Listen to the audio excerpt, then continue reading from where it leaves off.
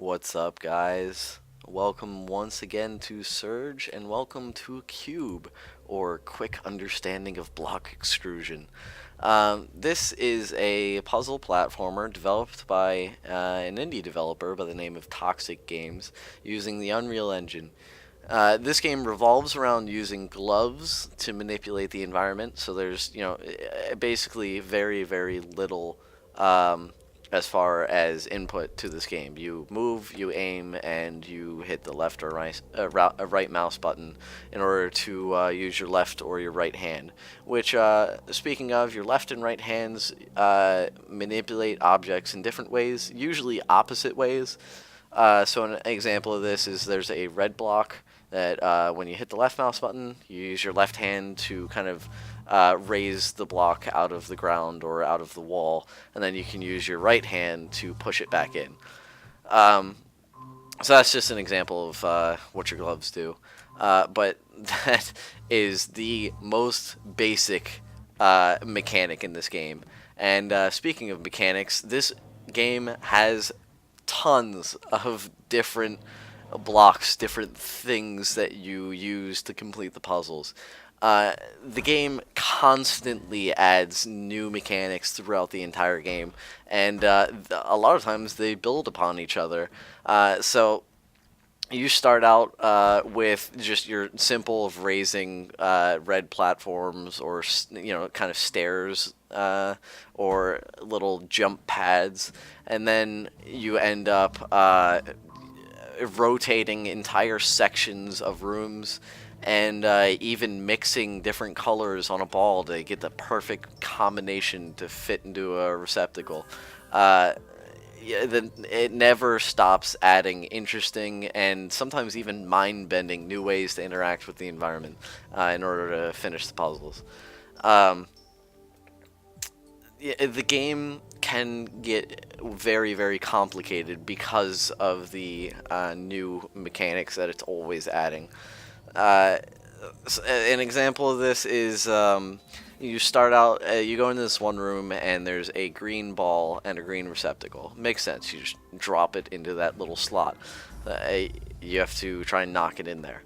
But then you go into the next room and there is a green ball again, but it's a blue receptacle. So what do you got to do? You got to color the green ball blue. And then you walk into the next room and there is a green ball and a purple receptacle, but there's no purple zone to change the color to purple. So, instead, there is a blue, a yellow, and a red. So you have to push it through the blue zone, knock it over the yellow zone so it doesn't turn yellow, and then push it through the red zone. That way the blue and the red combine to make purple and it drops into the purple receptacle. It just keeps evolving, keeps adding new stuff, and occasionally it will change gears completely. It will take the ball completely away in the next puzzle, and you'll end up in a dark room with all of the different blocks glowing, but you can only see one block glowing at a time. So when you switch to a different block to manipulate, then that's the only one that you can see. So you have to remember where all the other blocks are in the room in order to complete it. So that's just, it's mind-boggling, some of the different things that it does to keep it interesting. And it definitely stays interesting throughout the entire game. As far as graphics go, I think the game, it's been compared to Portal. It looks very much like Portal. You got your sterile white rooms with little splashes of color to show you what you're supposed to do, what you're supposed to interact with, where to look, stuff like that. And the game does evolve a little bit later on. I don't want to give anything too much away, but later on it does add a little bit more diversity into the environments, but they're still just white, sterile rooms. So it does look like Portal. I think, personally, I really like the graphics. It's very, very simple, very clean, and very nice to look at, very sharp, very refined. And for an indie game, it's got really good graphics.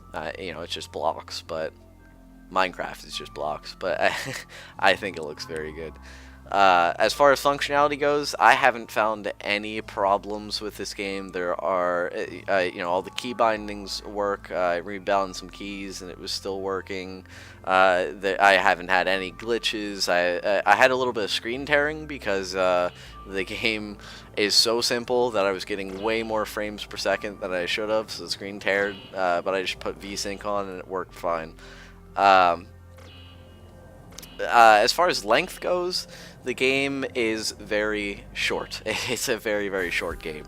On average, it's about 3 to 5 hours to get through the whole game. And if you didn't get stuck like I did, I probably did 5 or more hours. I got stuck a lot. I'm terrible at puzzle games, I'm sorry. But it's a puzzle game. You're not going to be able to, unless you're going to go back and do a speed run, unless that's your sort of thing, or you just like doing puzzle games a lot, you're probably not going to play it again. So it's got very little replayability value, and that's a problem that's plagued puzzle games for, well, since the genre has been created.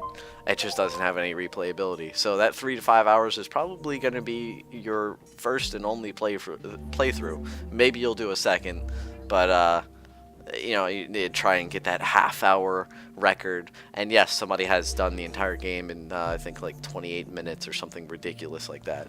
But anyways, even though the game is short, it is right now on Steam for $10. That's astonishing. $10 for a very unique puzzle game with constantly changing mechanics that, although it's short, it's still very, very good. And it's $10. Come on, people. If you have an extra $10 lying around and you like games like Portal or any other puzzle platformer that has very interesting mechanics, then you'll definitely like this game.